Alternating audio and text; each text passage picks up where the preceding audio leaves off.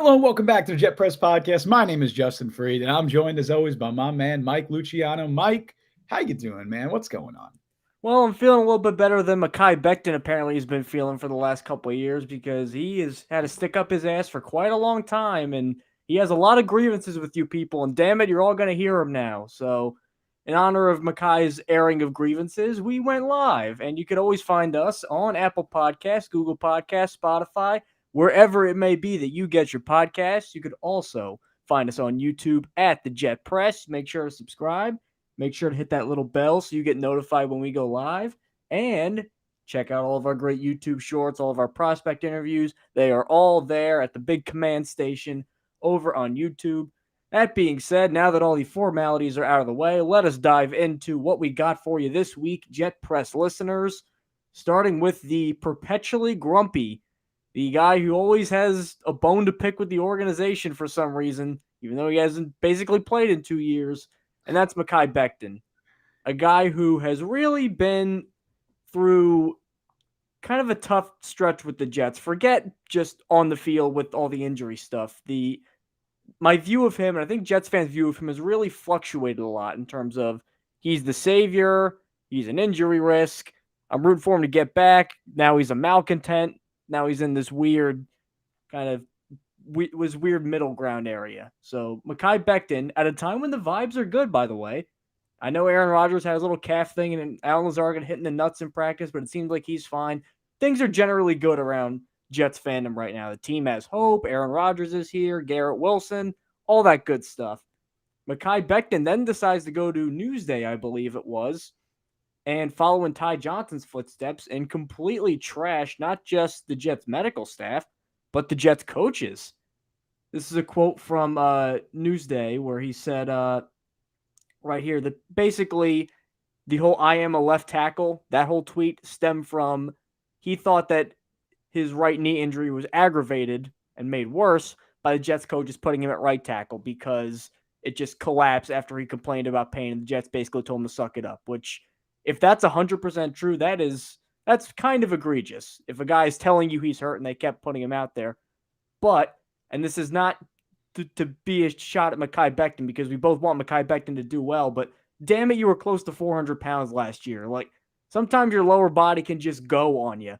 Sometimes that you don't think that weight. I think he's even admitted he probably didn't take care of his body in the best way that he could have. He's always going to be a bigger player, but I think he's even admitted there were times where just recovering from injuries, it happens with great players that their weight fluctuates when they get hurt. And sometimes that makes it tough to kind of get back to what it was. The fact that he had these comments at a time when things are good and they were so incendiary, not only does that rub me the wrong way, but I know the Jets coaches have kind of publicly said that everything's okay. I think that might have rubbed some people the wrong way. It's like, why now? Like, what are you doing this for? I think with this situation, everybody involved kind of comes out looking bad. I think that, like you said, I think the timing of the comments themselves reflect poorly on Mekhi Becton. Not to say that in this interview, which he was prompted to answer questions, probably in a certain way, that he's not allowed to speak what he believes is the truth. He's perfectly allowed to do that. But I'm sure the Jets coaching staff, I know that a lot of Jets fans probably feel a certain way about him going forward with these comments now. That said, I think that it also reflects poorly on the Jets coaching staff. This isn't to say that Mekhi Becton should have been handed a left tackle job. This isn't to say anything like that. But if a player, again, we're going to go on his word here. If a player is saying, "Hey, my knee is hurting," and there's video this video that went around even before any of this stuff came out. The day he was injured, he's limping around practice. Like, he was limping around before he was hurt. So he was clearly already in some deal and in some type of pain. He was uncomfortable. And by his own admission, and I would venture to say this is true, he admitted that to the coaching staff and he expressed his concern. So if you have a player that's saying, "Hey, my knee is not 100% right now, I'm uncomfortable," and the fact that he's playing a different position is aggravating that issue, maybe you should do something about that, maybe not have him out there. So I think the Jets coaching staff looks bad in the situation. I think Mekhi Becton doesn't come out looking particularly great because of the timing of everything. Ultimately, what really matters is just how he plays this year. I don't think it's like an Elijah Moore situation. At least I don't think we've reached that point yet. I'm confident that Mekhi Becton is going to go into camp this year competing for a starting job. Whether it's at left tackle or right tackle, that I don't know. I'd like to see the Jets give him a chance at left tackle, and I think that they might just do that. But what really matters is just he's in the best shape of his career right now, maybe the best shape of his life. He's down, I believe, and it's in that same article, said he's down to 342. So, I agree with you that the weight certainly did not help his case last year, and that definitely, I'm not a doctor, but I'd imagine that contributed to the injury. But he's now down to 342. He's lost about 60 pounds. He's in great shape. He seems more motivated than ever. That, I think, is the most important thing. The timing is going to leave a bad taste in people's mouths. It's not going to go over super well with the coaching staff. But if he comes out this summer and kicks ass, that's what matters most to me. I think the weight, which you touched on, is part of what really got Jets fans irritated. Apart from the fact he's ripping a coaching staff, it seems like most people generally like the Robert Saleh. I know that everybody had this weird soapbox last year and they were melted down, but I think if you poll Jets fans, that they're generally in on Robert Saleh. The problem, I think, with Becton's comments is that it seems like he was kind of escaping responsibility. You could debate how much of the blame pies to go around for the Jets coaching staff, the Jets medical staff, Mekhi himself. It seemed like with these comments, he's either putting it 100 on the coaching staff or 50-50 on the medical staff, which, by the way, that medical staff, man, not only is it Mekhi and Ty Johnson, but Kelechi Osemele way back when, Quincy and Enunwa had problems with him. I mean, there's some fishy stuff going on there, but we'll leave that to the side for the moment. These comments just make it seem like he's trying to duck any sort of responsibility, especially when he's admitted in the past that he did not take the best care of his body. And for a guy that, even though he's always going to be big, you can be big and strong and not be concerningly overweight. There's a million guys. Jonathan Ogden was like 360, 365 when he was playing the NFL with the Ravens. He was fine. He made it work. Mekhi Becton got to an unhealthy point. And that obviously was not helped by the injuries. It probably wasn't helped by the fact he was away from the team for long stretches of time because of the injuries. So he lacked the sort of the structure and guys kind of saying, all right, here's what you got to do to sort of get in shape. It probably didn't help the fact that he went to a very young team that at the time didn't really have a great veteran base. It was a new coaching staff trying to figure things out. And then before that, it was Adam Gase. So we don't need to go and relitigate how bad Adam Gase was and everything. It's not all Mekhi Becton's fault, but the fact that he said it like this and said it's the coaching staff's fault, I think is him trying to say, well, I'm doing everything I can. The coaching staff just put me in this bad situation, even though I told them. Even though they may have, the fact it got to that point is, I think, kind of a ding against Mekhi. And the fact that he won't own up to it is, I think, what's rubbing, me a little bit the wrong way. The fact he won't even say, you know what, I screwed up. And I probably contributed to not even necessarily getting hurt, but contributed to playing one game in 2 years. There's no way that's just all medical screw-ups, in my opinion. Yeah, I think that's fair in some respects. I think in some ways, him getting into shape that he has this offseason is kind of an admittance on his part of I realize I wasn't in great shape last offseason, and I'm going to do everything I can on my end to make sure that changes. I think the most interesting part of this, because honestly, the majority of it is just kind of unnecessary drama, and you could blame Becton for that, you could blase the Jets for that, whatever. A lot of it is just why does he do this with the tweets and why? This is the third thing this offseason. It's annoying. I think that the most interesting part is that his reluctance to play anything else other than left tackle. I think that is the most interesting part here, because from my understanding, the Jets see him probably going into this year as their starting right tackle. That's kind of where he's been positioned. You have Dwayne Brown at left tackle. Dwayne Brown's not playing right tackle. You could say, you could argue it's a similar situation to Becton, whatever. Brown has been in the league for 17 years, whatever it is at this point. Dwayne Brown's 37. He's not going to learn a new position now. Yeah, he's played on the left. He's literally never had a snap other than at left tackle or a few at left guard. He's never had anything on the right side of the line. So he's not playing right tackle. Dwayne Brown is not playing right tackle. So if Becton goes into the summer and he does compete for that left tackle job, and say he wins it, right? Say he kicks ass, say he wins it. What's the deal what do you do at right tackle now? You're realistically looking at either Max Mitchell or Billy Turner. That's really what you're looking at. Unless you just say, screw it, and you move Elijah Vera Tucker out to right tackle. You play McGovern and Joe Tippmann at center and guard. That's something else they could do. I think that it's less likely they go that route. I think the most likely scenario is still Mekhi Becton playing right tackle. And I don't know how willing he is to do that.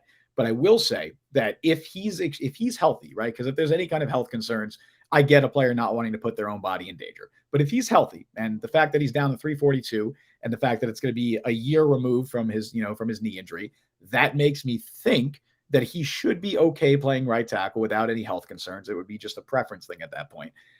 At that stage, I think he's just got to play it. I think it's as simple as that. Like, if you want to be on the field and you are not going to, like, if they give him a fair shot to win the left tackle job and he just doesn't win it, you got to play right tackle, man. Like, you've played one game in 2 years. I don't really think he has any leverage to sit here and say, hey, I'm a left tackle. It's not like what Orlando Brown with the Ravens, right? Where he started, I believe he started a couple years at right tackle, was playing well. And then he was like, hey, I want to play left tackle. Becton has 3/4 of a year of a season, of an NFL season under his belt. He's never played. We've never seen him at MetLife with fans, and we're in year 4. That's sad for him. I feel bad for him. That's crazy. But it's, that's the most interesting part about it to me, is that if you do give him a legit chance to play left tackle, I don't know what you do at right tackle. The Jets keep preaching. Robert Saleh keeps preaching. They want their best 5 out there. I think the way to get your best 5 out there is playing Mekhi Becton at right tackle. And I know that he's not going to love that. And maybe he still is your left tackle of the future. But he needs to prove that, 1, he can stay healthy, and 2, he can still play at a high level. The Becton to left tackle thing, I think, is a 2-pronged trend that I'm seeing more of in the NFL lately than I have in a while, which is, number 1, might just be a money thing. Left tackles get paid more.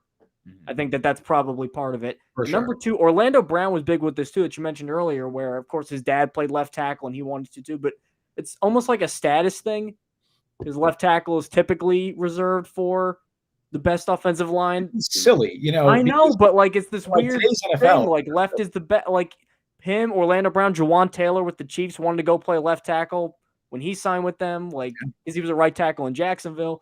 I think he's kind of buying into that. And the one thing that also, here's another thing that concerns me too with this whole situation is Robert Saleh really confuses me with some of these things, because he has this persona of, big, angry, meathead ball dude who's going to scream and yell and we're tough and punch you in the mouth. And I mean, you look at him on the sidelines, find me a coach that's more animated. Find me a coach. Like, how many coaches could beat up Robert Saleh in this league? Like, I would love to, like, actually 1 or 2. Dan Campbell, Mike Vrabel. That's not Brian Flores, but maybe him as. I'd love to sit down and analyze that one day, about if we did like a battle royal with all the NFL coaches who would win. I think Saleh, Dan Campbell, and Mike Vrabel are my top 3. That's fair. Right, just off the top of my head. No Pete Carroll, maybe. Like, Belichick's got old man strength. He's got some weird, like, Krav Maga style moves he can use. But the weird thing is Saleh has that ethos, right? That ethos of being this tough guy. And then every time that there's some sort of dysfunction on the team, it's like I mean, he literally called the coaching staff punks and said they were bad at their job, essentially. That's what he did. He said they are ineffective. They were not doing their job correctly. And he said, well, I don't really mind that, in so many words. He basically said, like, I don't have any problems with that. It's like, you should have problems with that. A starting player just said that your coaching staff sucks. That is a thing to have problems with. And it goes to this whole thing where Saleh is clearly a player's coach. I mean, it seems like guys, the Jets love playing for him. The Niners love playing for him if you're on his defense. I mean, Richard Sherman, won't shut up about the guy and about how great he is. Moments like this, I'm not saying you need to cut Mekhi Becton like people are saying, or suspend him for however long, but just, like, have a talk with him. Like, just, this is not okay. We're trying to win a championship here. You can't be adding this. Like if that Newsday article doesn't come out, it's all positive thinking about Mekhi Becton right now. It's the comeback year. He's going to be a starting tackle in the league. He's finally healthy. Here we go. And then now Mekhi Becton's name is being associated with being not a malcontent necessarily, but a guy who's going to go and start some fires. And I think Saleh really missed a chance to kind of put the kibosh on that. Yeah, I get that. Like, this coaching staff's all about positive reinforcement. And it's weird because I'm not sure how much, former offensive coordinator Mike LaFleur was with that, but I can tell you Nathaniel Hackett is all about positive reinforcement. Saleh is definitely all about positive reinforcement. So you rarely see them kind of like chew out players, right? I also think part of it is now Aaron Rodgers is kind of holding players accountable as well. I think that's kind of an underrated aspect of it. But yeah, I do want to talk. You mentioned the fact that, some have suggested, maybe the Jets could cut Mekhi Becton. I think Brandon Tierney was talking about on WFAN. The Jets are not cutting, releasing, waiving Mekhi Becton. That is not happening. There's a 0% chance that happens. Unless he keeps doing this, then I don't know. Even that's still there is not going to be a scenario unless something egregious happens that they can't just trade him. Like he has some value, whether that value is a 2nd-round pick or a 6th-round pick or a 7th-round pick. He's going to be able to get you something, right? So you're not going to just waive him. You're not going to just release him. You're not going to cut him. It's not going to come to that. Not to mention, he's your most talented offensive tackle right now. I know we've talked a lot about how much depth the Jets have in their offensive line room, and they have good depth, but at tackle, they have 2 maybe good starters, maybe if they stay healthy. There's a lot of variables there, but Becton, you need him to stay healthy this season because Billy Turner is a bad starter. Like if he's your starting right tackle, he's not a good starter. Max Mitchell, given what we saw last year, would be one of the worst starting right tackles in the NFL. Maybe he takes a step this year. I don't know, but I don't think he's ready for that role just yet. So you need Becton to stay healthy. You need him to be on a team. You're not going to cut him. You're not going to release him. That's not the way you go about sending a message or anything like that. If anything, it'll be similar to what they did with Elijah Moore, where if it gets to be an issue and they think that it's going to be a problem, they trade him. That's what they would do with him. I don't think we've gotten to that point. I hope we don't. I hope we don't get to that point. I think that Becton is, he's taken a lot of necessary strides this offseason to get himself in incredible shape. And up until this article came out, I believe the Jets coaching staff was very, very pleased with him and encouraged by his progress. That's what matters most. I just want to see him come out there this summer. Let's ignore this stuff. Let him kick ass. Let him show why he deserves a starting job. Maybe it's a left tackle. Maybe it's a right tackle. Either way, I hope he stays healthy. I hope he plays well. That's what I care about. I'm glad you brought up Elijah Moore, though, because I think that's a good situation to parallel it with, where I know Elijah Moore eventually got traded out of town, but they were 4-2, I think, when he made the initial comments? 5-2. It was after the Packers game. It was after the Packers, and then they won the Bills game, and then that's when everything kind of went south. I mean, that's not the reason it went south. We know the reason it went south. We'll get to him a little bit later in the show as the reason it went south. But you can't tell me that didn't hang over this team and this offense. And I mean, because how could you avoid it? I mean, he's there every day. So if Mekhi's going to be there perpetually ticked off every single day, and you're just going to be stewing like, man, I'm mad at these coaches again. Like that's gonna reverberate. People are going to take notice of that. And they're not going to win or lose more games because Mekhi Becton is grumpy. That's not what I'm saying, but it could go some way towards killing the vibes, if anything else, or just making the Jets look like they're not buttoned up. And this is the time when I thought they'd be buttoned up. And that's kind of why I was surprised to see Mekhi basically get minimal pushback from the coaches. Not even like we understand where he's coming from, but we did this. Like, not even a way to just say, all right, I get why he's angry and then shut it down. They basically said, we don't mind it, which is the wrong response for me. I think it's also about knowing how to handle certain personalities and certain players. Like I think if Robert Saleh went out there, on in front of everybody and was like, Mekhi shouldn't have said that or something along those lines, where he kind of was like, we'll handle that. And, he shouldn't have said something like if he publicly, shits on him in any way, right, for lack of a better term, I don't think that that's going to go well. I don't think that goes over well with Becton. I don't think it goes over well with guys in the locker room. I think that that's just not the vibe that you want to have. I think that Saleh is never someone that throws players under the bus. He will always blame himself. He'll always blame the coaching staff over players. So even when you have Mekhi Becton come out there and say what he said about the Jets coaching staff and blame them for, potentially putting him in a harmful situation, I don't think you're going to have Saleh ever publicly, criticize that player. I don't think that's who he is. And I don't think that would be the best way to handle Mekhi Becton.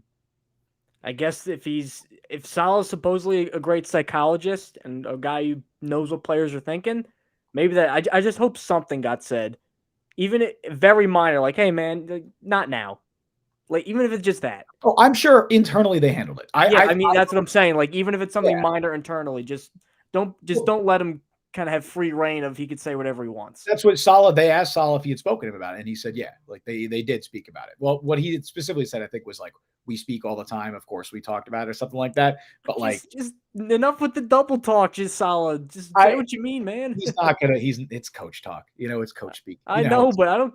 Bill Belichick does that. I don't care who you are as a coach. That just pisses me off. Say what you mean, man. I am confident that the Jets will handle it well enough internally. Maybe it's false confidence. I don't know, but I'm confident it's not going to become a bigger issue than it needs to be. That's where I'm at this stage. Something that was a big issue in the last couple of years was Zach Wilson, because when the Jets took Zach Wilson, they thought the savior is here. a guy who, when he was coming out, I think it would be fair to say if Trevor Lawrence was not there, I mean, Zach Wilson would go number one in most drafts, I think.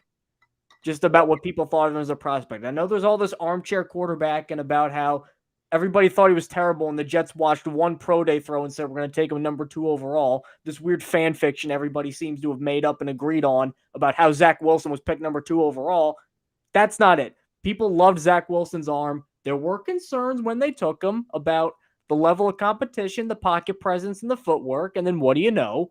What are his big issues in the league? He's jittery. He doesn't pick up, he can't go through his progressions very quickly. It's a lot of holding the ball.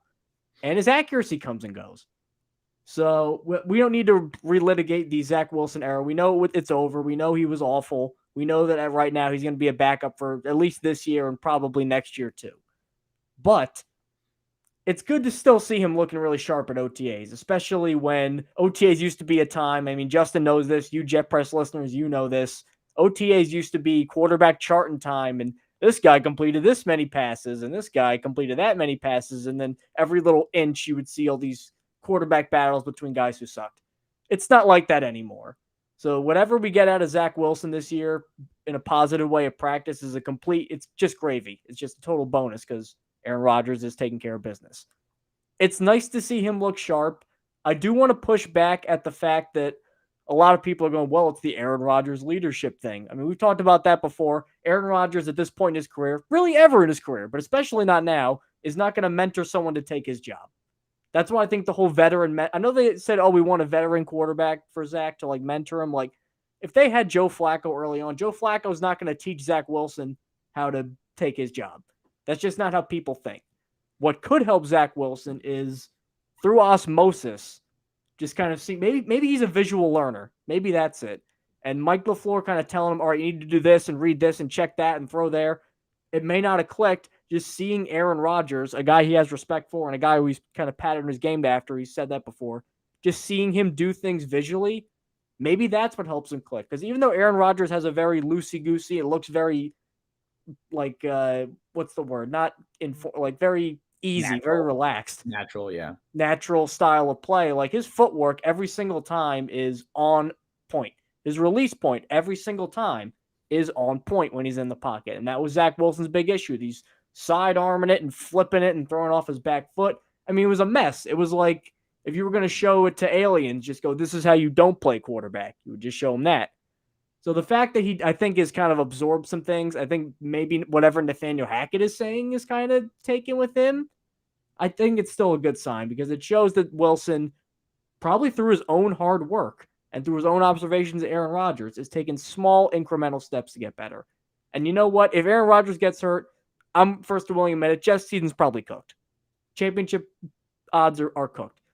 But if Zach at least says, you know what, I've learned enough where I can be an average starter in this league, I think that's a big win for the developmental staff and a big win for their organizational culture. Oh, yeah. I mean, if Zach Wilson could even prove that he's an NFL caliber quarterback at this stage, I'd be impressed. Like, I'd be impressed by the development because at this stage, he's not right now. If he becomes Baker Mayfield, I'm like, good job, Jets. Then clearly that like he's developed enough from where he is or where he was at least last season. I think it's definitely great that he's in a completely different situation than he was last year.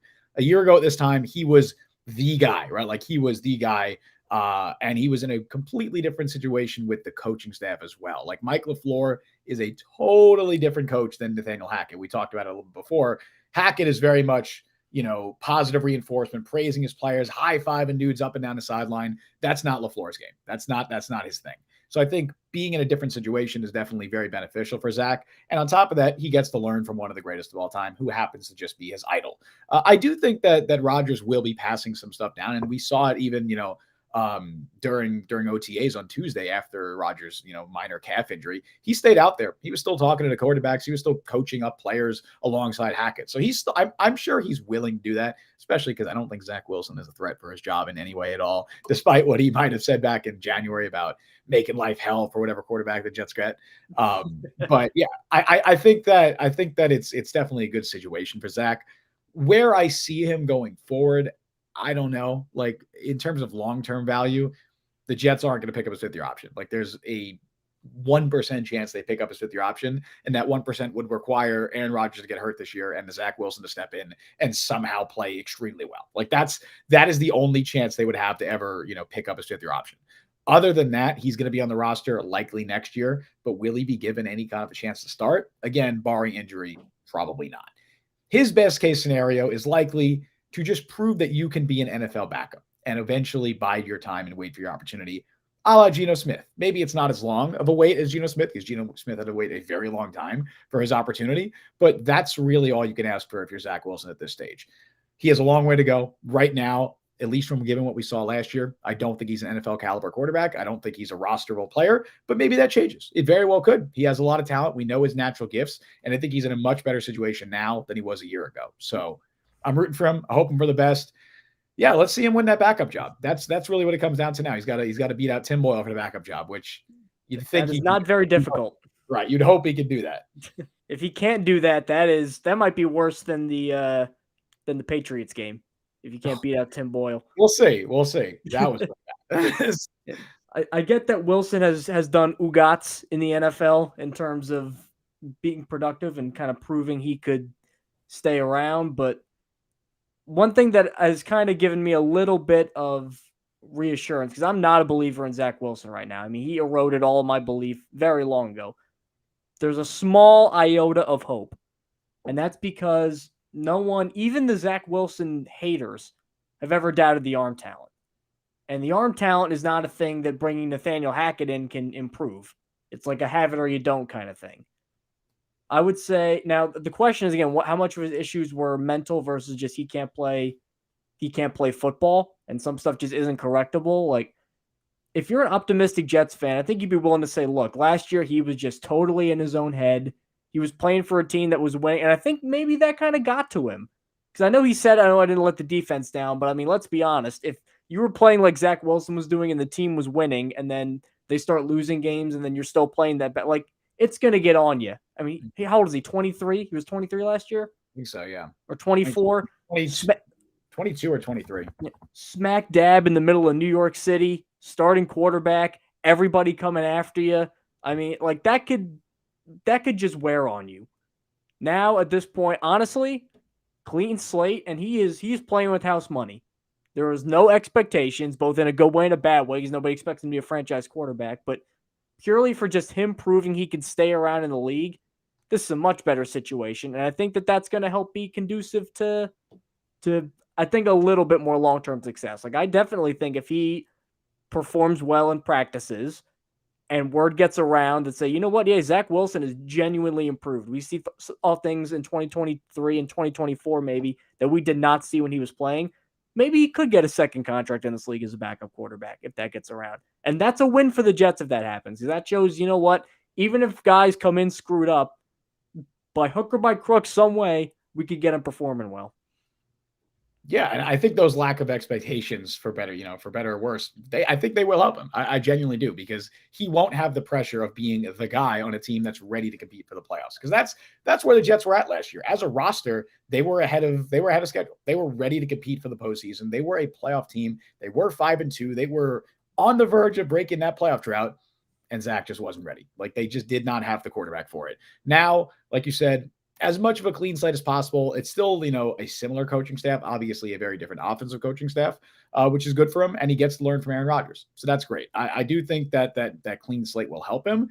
I'm still concerned about the Jets backup quarterback situation. I think that there's a very decent chance that we're talking about at some point this year, Aaron Rodgers missing 2 or 3 games, something like that. And if that happens and the Jets have to trot out Zach Wilson or Tim Boyle, which is likely, that's a bad situation. And we've talked about this already on the show. We've talked about how the Jets have failed to address the backup quarterback situation. And, look, I very much hope that Zach Wilson proves that he can be a capable backup this year. I'm pleading for that to be the case, because they do not have a current backup caliber quarterback on their roster.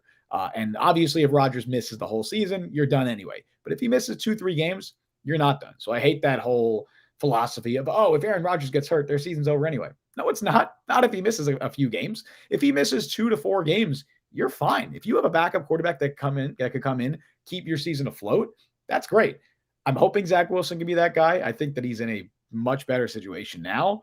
but I'm still concerned. Like, I'm still very concerned about the Jets' backup quarterback situation.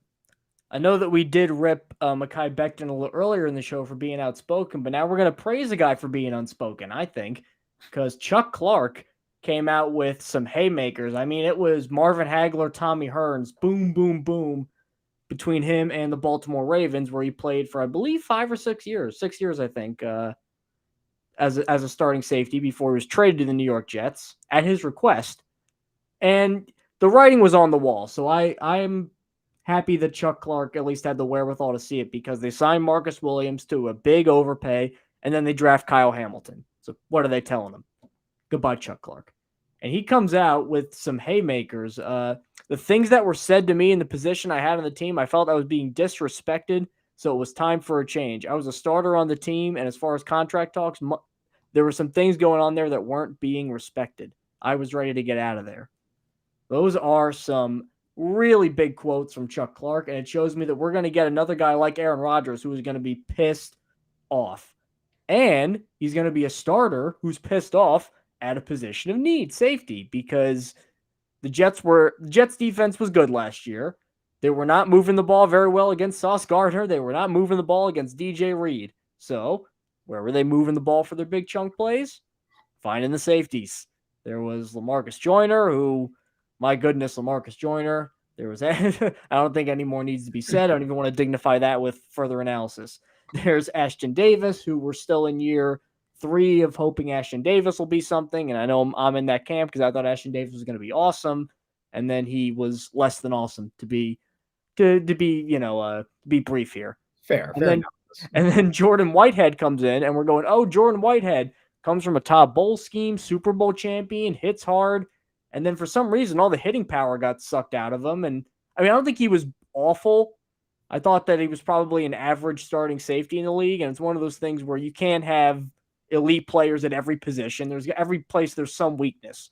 Like, nowhere has a Pro Bowler everywhere, except maybe the Eagles this year. But other than them, no one has a Pro Bowler everywhere. So I'm like, okay, Whitehead's probably fine. But if Whitehead's like the best safety on the team by a long shot, things have gone really wrong. So getting Chuck Clark, a guy who is a really good run defender, hits hard, but if you need him to kind of drop back and play safety and defend and all that, he can. The interceptions aren't great, 5 interceptions in a 6-year career, but you know what? 32 pass deflections. When you need him to, he locks in. I think Chuck Clark is a guy that kind of flew under the radar too, because his trade came right around when Aaron Rodgers said he wanted to play for the Jets. So the Aaron Rodgers news kind of washed all that out. But I think fans might not know they have a real gem of a player here in Chuck Clark. I absolutely love the Chuck Clark trade. I think that was maybe the best value move they made this entire offseason. I think, what is it, a future 7th they got for him, or a conditional 7th, something like that. It was basically nothing. They basically got him for free. Now, obviously, he was likely always going to be traded anyway. I have some fun, unique perspective because I was covering the Ravens last year at this time when Chuck Clark originally requested a trade. And it was, like you mentioned, they signed Marcus Williams. They brought in, they drafted Kyle Hamilton in the first round. And that was a surprise because Chuck Clark was their green dot wearer. He was their team captain on defense. He was their leader. He was the heart and soul of that defense, and very much penciled into a starting role because he's definitely a starting caliber player. They signed Marcus Williams. It was like, great. Now they have their traditional box safety. They have their traditional free safety in Marcus Williams, who I think is an excellent player. And then they drafted Kyle Hamilton. And it was kind of like a best player available situation, but it really made Chuck Clark's role like tricky. And he still played a lot last year. I believe he still started every game. Am I correct saying that? He started. You are correct, sir. He started all 17 games. He hasn't missed a start since 2019. He hasn't missed a snap since 2019, or since 2019 as well. He missed the game in 2021, but he still played 100% of snaps in every game he's played. So whatever. So he was still out there every single play. I believe he was still their green dot wearer until they got Roquan Smith. I think that he took over the defensive play calling duties. But Chuck Clark's a fantastic player, and he was a leader on that team. I love that the Jets traded for him. I don't blame him for feeling slighted. It's a business at the end of the day. The Ravens didn't do that because they had any ill will towards Chuck Clark. They signed Marcus Williams because he was a great player, because he perfectly fit what they were looking for at safety. And then they drafted Kyle Hamilton because they thought his talent was too much to pass up. So I get why Chuck Clark feels slighted. At the same time, the Ravens did what they did, right? And they kept him for a year, and then they adhered to his wishes and traded him. But I think it's a great move for the Jets. I'm still very much questioning what the Jets' plan is at safety this year, because as much as I love Chuck Clark, his skill set's very redundant to Jordan Whitehead. I think he's a much better tackler and a much more consistent tackler than Whitehead is. I think the run defense skills are pretty similar in terms of getting in the right place, but Clark is a much better tackler than Whitehead is. I just don't know where the Jets plan to play both of them, because they're both traditional box safeties. They're both traditional strong safeties. Neither has a ton of great range. And if they're going to use, I'm not entirely sure where they're going to line them up. I know that they're high on Tony Adams. I know they like Tony Adams, and in limited playing time last year, he did play well. But I'm also not going to get sucked into a potential, late round gem. I know he was undrafted, but potential, under the radar young safety gem, because I was invested in Jason Pinnock last year at this time, and then they got invested in Perry Nickerson, man. Well, at least Pinnock had played well. Nickerson, I like Nickerson coming out of college, but Pinnock had played well, and now he's playing well with the Giants, and I believe he started some games with him last year. I'm still really annoyed about that decision to cut him, but maybe it's a similar thing with Tony Adams. Maybe we're high on Tony Adams, and then they eventually cut him, or maybe he ends up playing free safety this year. I genuinely don't know. I also think, because they haven't re-signed Quan Alexander, there's a chance you could be seeing some of Chuck Clark or Jordan Whitehead in that third linebacker role if they really want. I know they're smaller for the position, but I wouldn't be shocked. Clark's like 205, man. Hey, man, he's a really physical tackler, though. And I don't think he has a ton of trouble getting off blocks usually. I mean, he's not playing linebacker a ton, but the Ravens did that sometimes. He's a versatile player, but I don't exactly know what their plan is for safety. I would not be opposed in any way at all if they wanted to make another move at safety, whether it's someone like John Johnson, whether it's Adrian Amos. Hell, Kevin Byard isn't showing up to OTAs. He kind of wants out of Tennessee. And if you could bring me Kevin Byard, hell yeah. John Johnson hasn't been signed? John Johnson is still a free agent. I just assumed somebody got him at this point. I mean, what are they doing? What are the Jets doing? Free agent. He is a quality starting free safety. He is much more of a fit for what the Jets are looking for. If they sign John Johnson, look, this is what, if you want to know what I would do if I was the Jets, I'd sign John Johnson. I'd cut Jordan Whitehead. That's what I would do. You save money. You're done with Whitehead already. Yeah, well, I think he has the fourth highest cap hit on the team right now. You still need money for Aaron Rodgers. You still need money for a Quinn Williams extension, even though Whitehead's, that might not help them for a Quinn Williams extension, because you're really looking at the future there, but they still need money. You could sign John Johnson. I think he's a better player than Jordan Whitehead, and he's much better fit for what you're looking for. That's what I would do. But I don't think the Jets are going to do that. I think the Jets are higher on Jordan Whitehead than we are, just like their linebackers. I think the Jets think much higher of their current linebacker core than most fans and analysts do, and I think it's the same with Jordan Whitehead. But that's what I would do. As Leon in chat points out, the Jets need a cover safety. If they had an elite player, they would be the best secondary in football with Reed and Sauce locking everything down. I mean, I don't think that's too absurd of a statement. Yep. I think he's kind of right on there. Maybe it's a big bet on Marquand Manuel, because Marquand Manuel is the safeties coach. He was a former defensive coordinator, albeit a bad one, in Atlanta in the last dying gasps of Dan Quinn's era. But Saleh must think that this guy's got the secret stuff, man, because if he gets either one of them playing like a true cover safety or kind of accentuates what they have, we could be seeing something really special, I think, with the secondary. For sure. And you don't even need a Kevin Byard back there. I think John Johnson, if you put John Johnson in that secondary with Chuck Clark and you have three really good corners, that's already maybe the best secondary in football. It's one of the best for sure, because I think you have the best cornerback duo with Sauce and DJ Reed. I know James Bradbury and Darius Slay are great. I'm not buying the Jalen Ramsey, Xavier Howard duo yet, at least, not at this point. I watched Xavier Howard play football last year. He's not good at this stage. Maybe he'll be better. He's living off the reputation at this point. He is. He absolutely is. Maybe he'll be better now that he's not playing hurt. Maybe he'll be better in a new scheme, because now he of course has Vic Fangio calling plays. But he was bad last year. He was straight up bad. He was a bad cornerback. I'm still very much in the camp that Jalen Ramsey is a borderline top 10 cornerback. I don't get anyone saying he's washed up. Sure, he may not be the best corner in football anymore, but he's still a great player. Xavier Howard is not. So I'm not buying that love. But I totally think if you bring in John Johnson, even Adrian Amos to a lesser extent. I know Amos had a bad year last year. He's coming off a down year, but he's still a quality player, and he definitely fits what they're looking for more than Jordan Whitehead. But if you bring in John Johnson, you have him starting alongside Chuck Clark. You have three good corners. That's a great secondary. And I think that's what I would do if I was the Jets. But I don't think they're going to do it. I'd be pleasantly surprised if they did, but I don't think they're going in that direction. As we move on to our final segment, we got a little fun activity for you guys here, because the off season is kind of the doldrums are coming up, man. It's June, July. It's going to be a lot of that. So what we do is do a little bit of a retrospective. I think could be kind of fun because the Jets have had some funny draft picks over the year, man. Some big mistakes. So we thought it'd be fun to kind of look back on them and do almost like we're going to do a little bit of a match game love connection hybrid here for those of you who are fans of the older game shows. It's a little bit of both. We're going to one of the hosts, either me or Justin, is going to talk about a guy's draft profile, talk about his strengths, his weaknesses, and we got to see if the other one gets it right. And if they do, there will be a prize conferred at a later date because we'll establish some stakes in this. This is. I didn't agree to this. We didn't agree to stakes. Oh well, tough luck. You're in it now. I think that a good lifeline, because if we're struggling on some of these, a good lifeline would be the school, right? So we'll say the school. Also, hey, anybody listening right now in chat, absolutely play along. Oh yeah, feel free. Please play along. Please put your answers in chat. We're gonna hide chat while we're doing this, or at least the person who's guessing is gonna hide chat. But absolutely play along. I think a good lifeline would be school. Yeah. And maybe draft class if it really gets to that. If it really gets to that's like the last one. Yeah. We don't have prizes to confer, Chad. I mean, I don't know where you got your draft profiles. I just went to NFL.com and got these. I went all over. So okay, you went all over. I got mine strictly from NFL.com. I think we each have 3, right? I have 3. Yep. So you want to go first? You want me to go first? I'll give you one first because I think it's an easy one, and it kind of is a good way to get people into this game. All right, round 1. So Mike, hide chat on your screen so you can't see. Okay.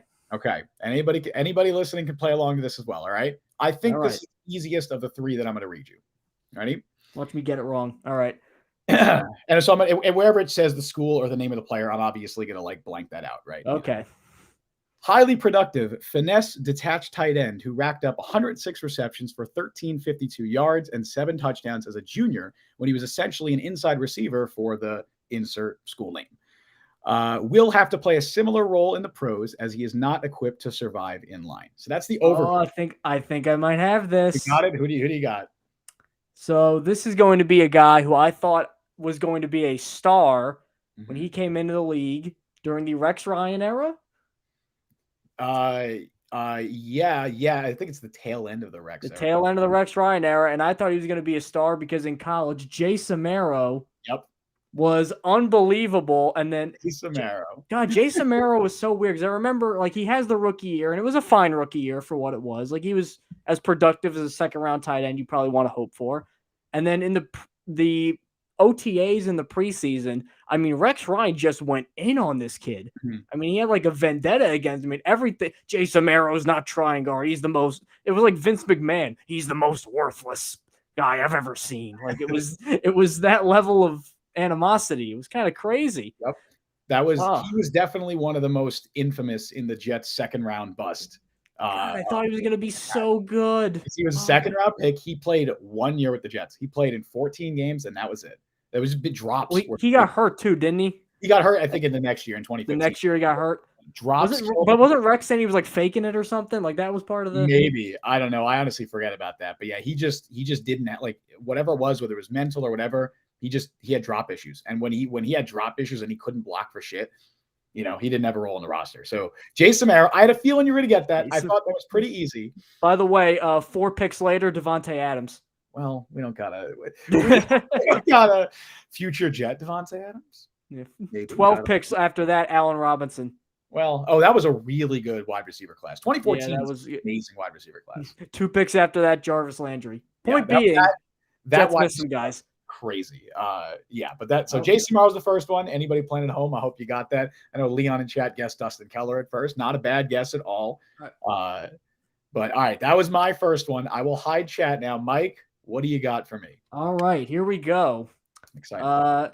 As it stands, the undersized wide receiver still has some convincing to do. With an average 40 time and a decent vertical leap, he projects better as a return man at the next level than a wide receiver. Okay. Let me get one more. His lack of experience running pro routes will steepen his learning curve, but player has shown the fluid hips and quick feet necessary to develop into a nightmare in the slot for a team willing to invest the time. So my guess is going to be, I believe he was a member of the famed Idzik 12, if it is the player I'm thinking of. It is not. Because I was thinking Jalen Saunders. It is not Jalen Saunders. Okay. All right. I have another guess then. Because I'm thinking one wrong guess. One wrong guess. I'm thinking undersized receiver. Oh, I don't even know where he went to school. I should know this, but I'm going to say Jeremy Curley. Oh, there we go. Jeremy Curley. Okay, let's go. Who actually had a pretty decent career for where he got picked. That was a disrespectful draft profile. They were kind of like, maybe he'll make it as a return man. He was a good, productive. He was slow, and that was the concern. Right. Was that he go to school? Why can't TCU? That's right. That was the Andy Dalton year where they went to the. So I got the right conference and because I was like Jalen Saunders, underdeveloped, Big 12. He ended up being a return man, sort of like that. That was, I think that was like half his returns too, or something. It was, he got cut like in 6 games. Jalen Saunders. Yeah, but Curley was a good player. All right, I went too obscure with Jalen Saunders. That was my mistake. So Jeremy Curley. All right, so I think I'm winning. I think. I guess you'd be winning. Yeah. So all now the second one, I'm now thinking the second one is harder than I wanted it to be, but I think it's gettable. The third one, I'd be very impressed if you got. I'll say that. But the second one is gettable. Okay. All right. Ready. Big-bodied defensive tackle who could find a home as a 2-gapping nose guard in a 3-4. Player name is 24 years old and is coming off a knee injury, but he has noticeable power and shows potential to slow the run in the middle of a defense. He needs much better pad level and plenty of coaching for his potential to be unlocked. Oh, I think if you're going kind of obscure, I'm going to go with another. But was it Kendrick Ellis? No. Okay. So here's the hint. I'm not going to tell you any. Like I think this is going to be a good hint. Think about the fact that he's 24 years old and coming off a knee injury. And okay. Think about who would draft him. But it's not Nathan Shepard. No, but you're like, you understand what I'm getting at. All right. So it's not Nathan Shepard. God, there's just so many. This could go for like every defensive tackle the Jets picked. He's old and he's hurt. He's more obscure than the 2 players you just mentioned. He's more obscure than the 2 I just named. So that means he would be. That's got to be earlier. Like I'm thinking, like Wilkerson era Jets, like Muhammad Wilkerson. It's a little later, because remember the hint I'm giving you is that he's 24 years old and coming off a knee injury. Which GM would draft someone that was 24 years old, a 24-year-old defensive tackle with a knee injury? Well, John Idzik, obviously. Or Mike McCagnon, both of them. I guess that's fair. Both could have had good, but this is a McCagnon draft pick. This is a McCagnon draft pick, and he was an older defensive tackle. Yes. Early McCagnon, tail end of McCagnon. Early McCagnon. Oh dear, that is early McCagnon. Those are some dark times. This is executive of the year McCagnon. Oh God. How did he win executive of the freaking year after that first year? Well, because he got like Fitzpatrick and Marshall and everything. All right, tough. I think I got it. You're remembering this player? Was it Deion Simon? It was Deion Simon. Yes. I think I went too obscure there. Deion Simon, who I genuinely liked. I was annoyed he only played 1 year with the Jets, because that first year he played all 16 games. He was pretty good. I mean, if it was about a 7th round pick, I mean, look, we can make fun of McCagnon a lot, but I mean, 7th round pick is basically like you're just reserving players for free tryouts wherever you get them. I love the shout from Leon in chat. He said TJ Barnes, who was, I believe he was undrafted, but that is like 400 pounds. Or yeah, somebody else. He was a massive nose tackle. I believe he also just retired. He's been playing in the XFL for a while and like the independent leagues, but I think he just retired. But TJ Barnes is a great shout. TJ Barnes, middle name Jeraviz. That's a cool middle name for TJ Barnes. You looked this up. I was like, "There's no way you knew that off the top." Yeah, totally no TJ Barnes trivia off the top of my head. That's all right. Impressive. All right, get ready, lock it in. Number 2. This is going to be an easier one, but let's see how you do with it.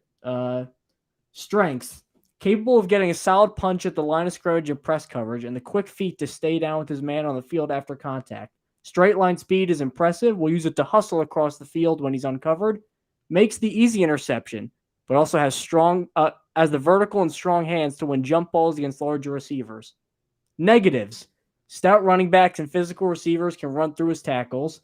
Like all players coached by this coach, he was not taught or asked to backpedal in college and will need to develop new technique and footwork in the pros. All right, my first thought, I'm thinking D. Milliner. That's all right. Yes. Go. How about that? That is you're on a heater.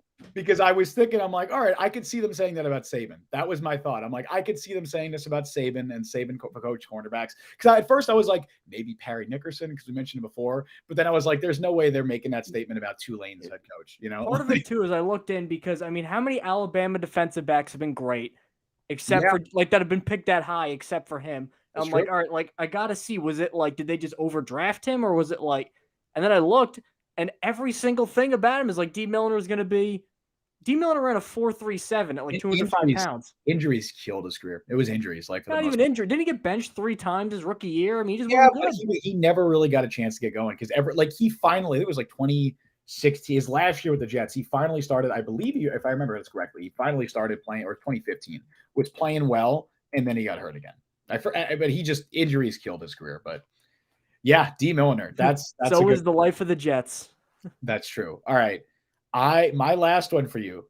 I will be very, very surprised if you get this. And Okay, mine was kind of easy. So you're you're giving me easier ones. We can. I'll give you a dick on purpose here now. I'll give you easier ones for next time. I'm impressed you eventually got Deion Simon, right? All right, let's see. This player is even more irrelevant than Deion Simon, and I want you to know that. Christian Hackenberg. No, we'll get there. He's more relevant. All right, ready? All right. Player name is a big and powerful receiver who is an NFL-ready route runner and very polished. He plays with instincts and has good explosion for his size. He can work from the outside or from the slot as he knows how to get open from anywhere on the field. He is the type of prospect that could play immediately and will have little trouble adapting at the next level, even though he played collegiately in a smaller conference. Jeez, why don't you marry the guy instead of I was about to say that is an incredibly positive scouting report for this player. I will be very optimistic about this player. No. Wait, smaller conference, so it's not our Darius Stewart. Okay. Smaller conference. It's not our Darius Stewart. I'd be impressed if you remember this player. I'll say that. I'm just trying because I mean I'm trying to think. He probably had to go high if he got that glowing of. You'd think, right? Like that glowing of a report. I mean, the guy was about to marry the guy. It sounds like you would think, but I will tell you right now, he was not a high draft pick. He was not a high draft pick. No. Well, okay then. Yeah. And it's a smaller conference. Small school. It wouldn't be Sharon Peak. Small school. Sharon Peak, I remember, was like, oh, we stole Sharon Peak. And then Sharon Peak's not a bad. I mean, obviously went to Clemson. It's not a bad guess, but it's before Sharon Peak. I'll give you. I'll tell you the GM, right? It's Mike Tannenbaum. It is not Itzig. It is Mike. Okay, Tannenbaum. So this is an older pick, a small school receiver. And to give you, for anyone who doesn't know, Tannenbaum was GM 2006 to 2012, so he is in that time frame. That was the Rex era. Yeah, the end of it was the Rex. The end of it, and then the end of the Mangini too. So 2006 to 2012. So that would be. This is driving me. Was it Chancey Stuckey? Not a terrible guess. No, that is a receiver from that era. I'll give you another hint. He is late Tannenbaum, very late Tannenbaum. Jordan White. Oh, baby, Jordan White. Because Jordan White, I think his last year he either set the career record or he set some sort of record. I don't know if it was single season receiving yards or all-time yards. But I mean, You know what school? It was Western Michigan because it was Corey Davis. I remember. Yep. That's Western Michigan. God, hey, Chancey Stuckey. Look, if Chancey Stuckey's listening, man, where did that is. I should know. Where did he? Shout out Chancey Stuckey. He had his moment. Oh, he went to Clemson as well, Chancey Stuckey. Yeah, I guess. Wide receivers coach in Notre Dame. Good for him. Good for Chancey. Wow, he's that high up. Oh, good for Chancey Stuckey. But yeah, man. Jordan White. That's an amazingly positive scouting report, and then he ran a 4.69 40-yard dash. And I think that's why he probably fell to the 7th. He Trey-Deaned himself. Jordan White, yeah, exactly. He played in 3 games in the NFL, all but the Jets in 2012. He was targeted 3 times, and he had 1 catch for 13 yards. Oh, poor guy. It's about as irrelevant of a player as we're to get. No offense to Jordan White. He had a good college career. I am impressed you remembered his existence. Because I remember he was on NCAA football, whatever the last year he was in was, and he was like unstoppable. So right. Western Michigan was like a team you could play with and win because of him. So I'm like, oh, this guy's clearly the greatest receiver ever. And then I'm like, wait a minute, like he didn't go top 10 overall. They're like, nah, He barely got picked. Like that was something a system shock. There's something about like those small Western schools, like Western Kentucky, where they just air it out. They have these like high profile quarterbacks and receivers. I don't even think they did. I think they were just running like a regular offense, and then he just Corey Davis put up huge numbers at Western Michigan too. He did, but he was there all 4 years, and he started all 4 years, so we just got the volume too. All right, this one I got a harder one now because you did Jordan White and me. What have I done to myself? All right. The good, strong, aggressive lead blocker opens holes for the running game, displays terrific vision, squares into defenders, and then turns them from the action, accelerates into blocks, and drives through opponents. The bad, rumbles about the field and displays minimal quickness in his game. Not a player who can turn the corner or be most effective between the tackles. Oh, so he's a running back. Because it said, hold on. Because at first I was thinking offensive lineman. Did I totally misread that? Because then it No, you didn't misread it. Okay. Oh, he's a fullback. He's a freaking fullback. Okay. Well, then it's like could be two guys essentially is what I'm thinking. I have no idea which one it could be. I want to get this right first try though. It's either going to be Tommy Bohannon or John Connor because those are the only two fullbacks. I think. Let's Dirty Harry this 50-50. Which is it going to be? Read it again. And that's going to tell me the answer.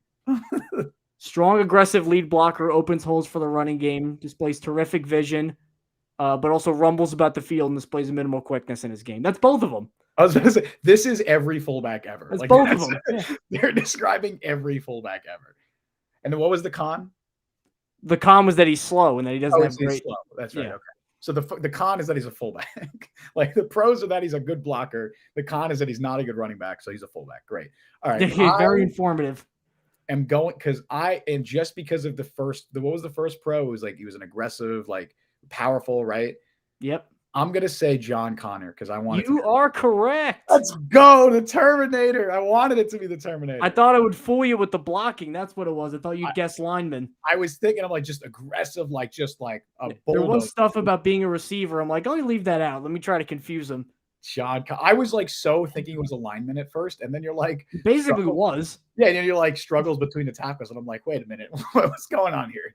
I thought maybe you could think, oh, maybe he'll be it's like a guard thing. I don't know. That was, all right. So I got 2 out of 3. You got 1 out of 3 without guessing. 1.5, I would say. 1.5. Yeah. But you were given harder ones than mine. Like I was given easier ones. I'm trying to throw you a bone here. I had to look for a harder one. I will try and find a middle ground. I'll have one Jordan White / Deion Simon per 3 that we do this next time because I think this was I had a great time.